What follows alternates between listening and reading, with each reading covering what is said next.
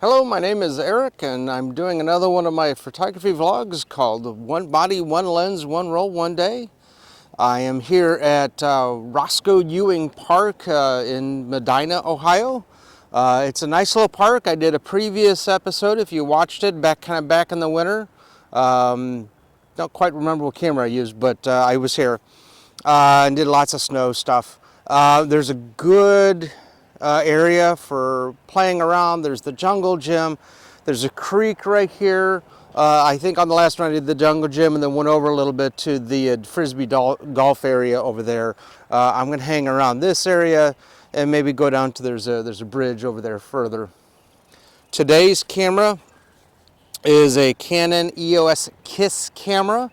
This is a international version of a Canon Film Rebel G camera. So if you look this camera up, the Canon KISS and the Canon Rebel G are basically the same camera. This one does have the date back on it. A couple Rebel Gs do too. However, the KISS, which is the Japanese version, was the only variant that has the panoramic switch on. So I actually can do panoramic stuff where the US Rebel Gs could not. Today's lens is a Sigma 2880, kind of a standard lens that you would get back in the day. It does have a pretty awesome macro range on it, so I might play with that a little bit. A lot of these lenses back in the day, the macro you could only hit by being at the longest point of your focal length. So right now, if I were to try to autofocus, I'd only be going halfway through the focus gamut on the focus scale. But if I go to the 80, hit my switch to macro, now I've got full range all the way down to, I believe, like 0.25 meters, which is probably about 10 inches, maybe 8 inches.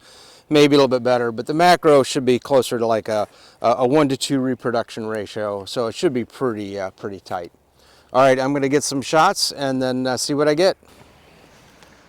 All right, today's film is some Kodak Max 400. This is older stock. I got as part of a collection when I found some camera collection on Facebook Marketplace. So I don't know the condition. I don't know if it's been frozen. I'm going to assume no. And because it's Max and not current Ultra Max, I'm going to say she's at least 10 years old, maybe 20. So I'm kind of assuming early 2000s. So I'm going to pull this back 2 steps and shoot it at 100. Now, if for some reason I'm wrong and it's kind of more current, then I'm going to get a dark negative, which I should still be able to scan. Most negative film can handle about a 2-stop overexposure, maybe about a 1.5, 2-stop underexposure. So I've got the latitude, but I'm kind of going on the expectation that this is older, expired film. All right, I got the creek and the spill off. I'm going to get some shots.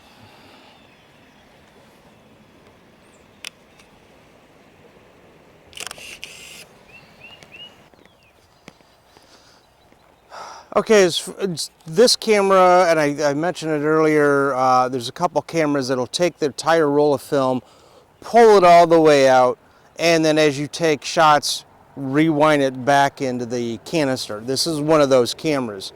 As a reminder, the reason why they did that, wanted to be a little different than everybody else, but that way if you accidentally open up the back and you still had film out, you didn't realize you had film in it, the only thing that you ruined was film you hadn't shot yet, except for maybe the last photo you took, as everything else was back in the canister.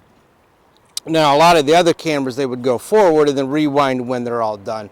And if you accidentally open up the back, you would definitely ruin probably the top 4 images, maybe as many as 6, and light leak a couple more. So they did that to kind of help protect your shooting capability. All right, I'm going to get some more shots.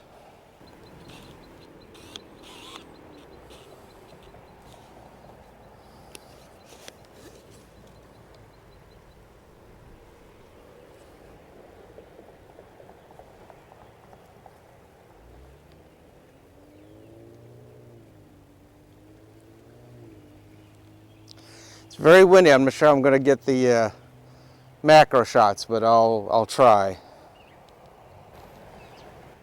Usually I don't use the pop-up flash that often. I like using accessory flashes, but I figured that would help freeze it because it's moving because of a breeze.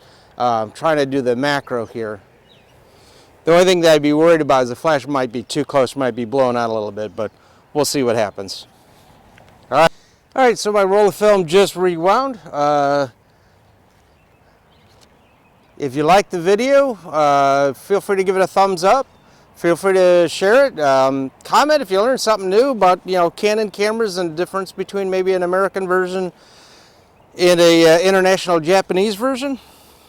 Again, today's camera is the Canon Rebel Kiss, which is the Japanese version of the US Canon Rebel G, Sigma 28 to 80, some expired, at least what I'm assuming is the expired Kodak Max 400. All right, we'll see you next episode, and I got some cool cameras coming up for you.